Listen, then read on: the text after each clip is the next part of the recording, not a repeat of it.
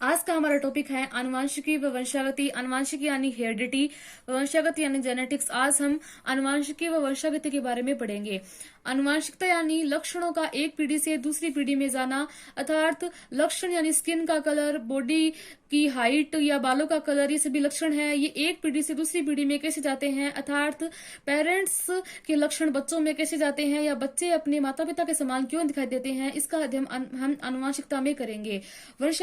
वंशागति या genetics biology की वो ब्रांच है जिसमें आनुवंशिकी व विभिन्नताओं, इन दो चीजों का अध्ययन किया जाता है। विभिन्नता अर्थात क्या कारण है कि हम सब एक दूसरे से अलग या डिफरेंट दिखाई देते हैं, इसको विभिन्नता कहते हैं। आधुनिक आनुवंशिकी के जनक बैटसन नामक वैज्ञानिक है। बैटसन ने सबसे पहले आनुवंशिकी वर्ड का यूज किया था, लेकिन आनुवंशिकी के जनक पूछे तो आनुवंशिकी के जनक मेंडल है। मेंडल का पूरा नाम ग्रेगर जोन मेंडल है। इनका जन्म 22 जुलाई 1822 में ऑस्ट्रिया में होता है और इनका जो बाल्यकाल है वो आर्थिक व शारीरिक कष्टों में बीता है। फिर भी ये डिग्री लेते हैं और ऑस्ट्रिया के एक चर्च में फादर की उपाधि धारण करते हैं। इसी कारण इन्हें ग्रेगर की उपाधि से बोला गया है, इसलिए इनका पूरा नाम ग्रेगर जोन मेंडल है। उसी चर्च के उद्यान में ये मटर के पौधे पर प्रयोग करते हैं और प्रयोग करने के बाद अपने निष्कर्षों को एक शोध पत्र के रूप में लिखते हैं। उस शोध पत्र को सम्मिलित रूप से मेंडलवाद कहा गया है। मेंडलवाद में मेंडल के वंशागति के नियमों का अध्ययन या संकलित रूप है। इन्होंने अपने प्रयोग मटर के पौधे पर किए हैं। इनका जो शोध पत्र है वह जर्मन भाषा में छपा था और एक लोकल अखबार में छपा था। इस शोध पत्र का नाम है एक्सपेरिमेंट ऑन प्लांट हाइब्रिडाइजेशन। इनके शोध पत्र छपने के बाद भी इनको कोई प्रसिद्धि नहीं मिलती है, क्योंकि उस दिन चार्ल्स डार्विन नामक वैज्ञानिक की एक पुस्तक जाति की उत्पत्ति वैज्ञानिक जगत में चर्चा का विषय बनी हुई थी। मेंडल के मृत्यु के 35 वर्ष बाद 3 वैज्ञानिक हुए थे, जिन्हें क्रमशः कोल कोरेंस, एरिक वन शर्मेक व ह्यूगो डी व्रीज कहते हैं। ये तीनों वैज्ञानिक इन्होंने जब अलग अलग प्रयोग किए तो ये उसी निष्कर्ष पर पहुंचे थे जो 35 साल पहले मेंडल पहुंचे थे। इसीलिए आनुवंशिकी के पिता या जनक का श्रेय मेंडल को दिया जाता है। मेंडल ने ये कहा था कि हमारे शरीर में या लक्षणों का निर्धारण कारक द्वारा होता है। ये कारक किसी भी कोशिका के केंद्रक द्रव्य में पाए जाते हैं। इसी कारक को वर्तमान में जीन नाम दिया गया है। तो सबसे पहले हम ये जानेंगे कि जीन क्या होता है। हम जानते हैं कि हमारा शरीर कोशिका से बना होता है। प्रत्येक कोशिका के बीच में केंद्रक या न्यूक्लियस होता है। इस न्यूक्लियस में गुणसूत्र होते हैं। गुणसूत्र के अंदर डीएनए होता है और डीएनए के ऊपर जीन होते हैं। सबसे बड़ा गुणसूत्र होगा, गुणसूत्र के अंदर डीएनए होगा और डीएनए के ऊपर या डीएनए का जो पार्ट्स है वही जीन है। मनुष्य के शरीर में 46 गुणसूत्र होते हैं। प्रत्येक गुणसूत्र में डीएनए की 2 भुजाएं होगी और इन डीएनए के ऊपर जीन होते हैं।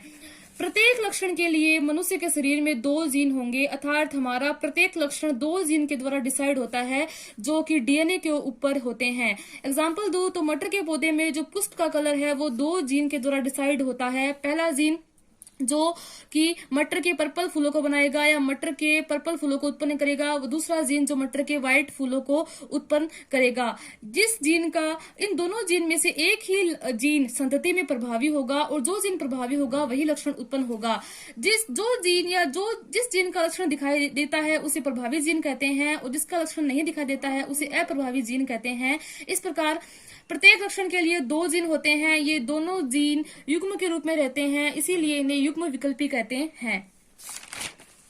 ये भी जान ले कि यदि डीएनए के ऊपर किसी भी लक्षण के दोनों जीन समान हैं, एग्जाम्पल ये 2 जीन हैं जो मटर के पौधे की हाइट के लिए जिम्मेदार है, यह भी लंबा लक्षण उत्पन्न कर रहा है, यह भी लंबा लक्षण उत्पन्न कर रहा है, दोनों जीन समान है, कैपिटल टी, इसीलिए इसे समयुग्मजीय कंडीशन कहते हैं, अर्थात जब दोनों जीन समान हो। इसके अपोजिट यदि दोनों जीन अलग अलग हो, जैसे ये कैपिटल टी है, ये स्मॉल टी है, दोनों जीन अलग है, ये लंबा लक्षण उत्पन्न करेगा, ये बोना लक्षण उत्पन्न करेगा, तो इस कंडीशन को कहते हैं विषम युग्मजीय कंडीशन। अब हम ये जानते हैं कि संकरण क्या होता है। संकरण वह विधि है जिसमें 2 विभिन्न किस्मों के बीच या पौधे के विभिन्न किस्मों के बीच निषेचन या क्रॉस करवाया जाता है।